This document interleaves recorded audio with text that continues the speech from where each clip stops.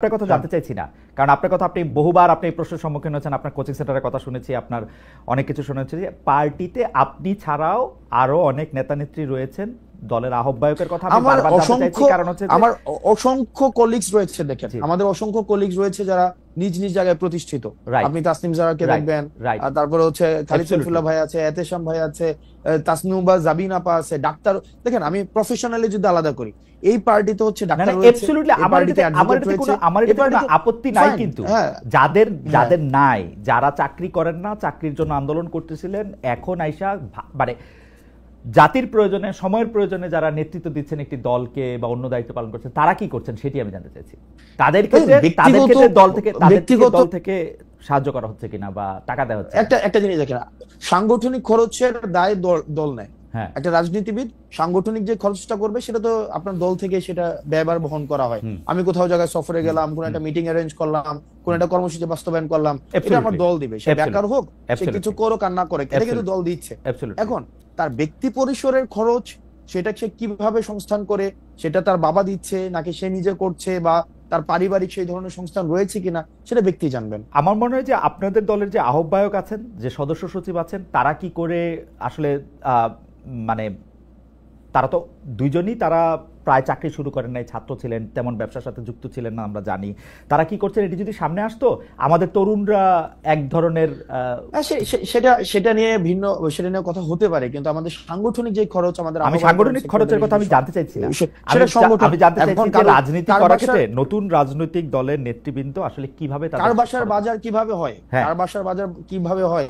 ওনারা তো একদম যে ওনারা সিঙ্গেল সবকিছু ডিল করে বিষয়টা এমন, ওদের ফ্যামিলি সদস্য রয়েছে, ওনাদের পরিবারের সদস্য রয়েছে, নিশ্চয়ই সেটা ওনারা ভালো বলতে পারবেন। আচ্ছা ঠিক আছে, আপনাদের পার্টিতে পূর্ণাঙ্গ কমিটি বলতে আমরা যেটা বুঝি, সভাপতি, সাধারণ সম্পাদক, যার কথা বলেছেন, সেটি কবে আসবে? আপনারা কি এই জায়গাগুলি ফাঁকা রাখছেন উপদেষ্টা মাহফুজ এবং উপদেষ্টা আসিফ ফিরে যেন আসলে সেটি হয়, সেটির জন্য?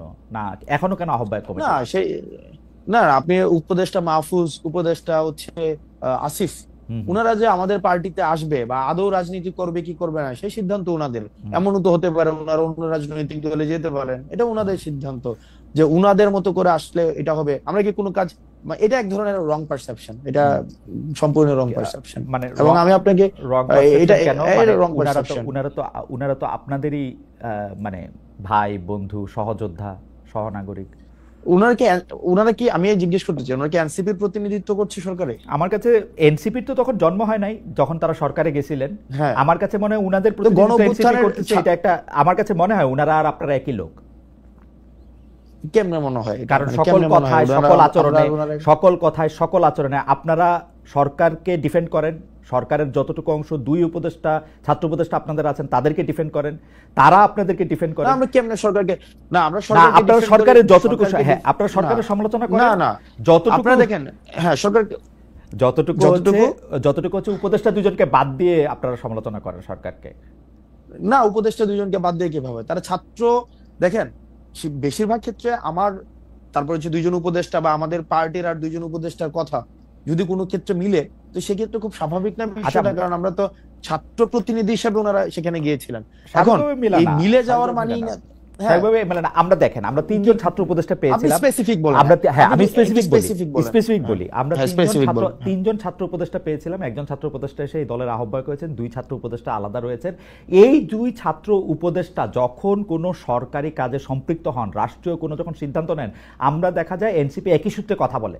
যেমন ধরা যাক দক্ষিণ ঢাকা নিয়ে মেয়র কে হবেন, ইশাক হবেন নাকি অন্য কেউ হবেন, সেটাতে উপদেষ্টা আসিফ এবং এনসিপির কথা পুরোপুরি মিলে যায়। স্পেসিফিক যদি আরো উদাহরণ চান, তাহলে আমি এইরকম বলতে পারি যে কোনো একটা জায়গায় গিয়ে দেখেন উপদেষ্টা আসিফ যদি একটা সঠিক পজিশন নেন, একটা রাইট পজিশন নেয় কোন একটা বিষয়ে, যে কোন উপদেষ্টা, তো সেক্ষেত্রে এই পজিশনটাকে যদি আমরা এটাকে আবার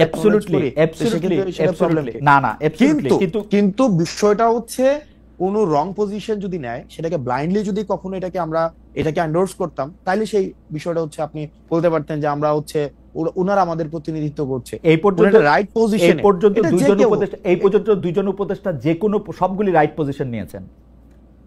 না না, যে সবগুলো রাইট পজিশন নিয়েছে, মানে আপনি আপনি স্পেসিফিক বলেন। না না, আমি স্পেসিফিক বলবো না, এবার আপনি স্পেসিফিক বলেন আব্দুল্লাহ, আপনি এবার স্পেসিফিক বলেন। না সব না, সবগুলো তো রাইট। এইবার আপনি বলেন যে সবগুলো রাইট নাই।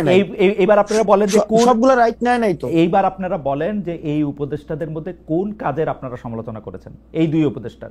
দেখেন এই দুই উপদেষ্টার, দেখেন আমরা শুরু থেকে বলছি, দেখেন এই দুই উপদেষ্টার কাজকে, এক নাম্বার হচ্ছে আমাদের যে মাহফুজ আব্দুল্লাহর কাজ হচ্ছে আমাদের এই যে মিডিয়া, তারপর হচ্ছে উনি তথ্য প্রযুক্তি মন্ত্রণালয় উনি দেখেন। আমরা কিন্তু বারবার বলে আসছি, যেমন মিডিয়া নিয়ে আমরা বারবার করে বলে আসছি যে দুইজন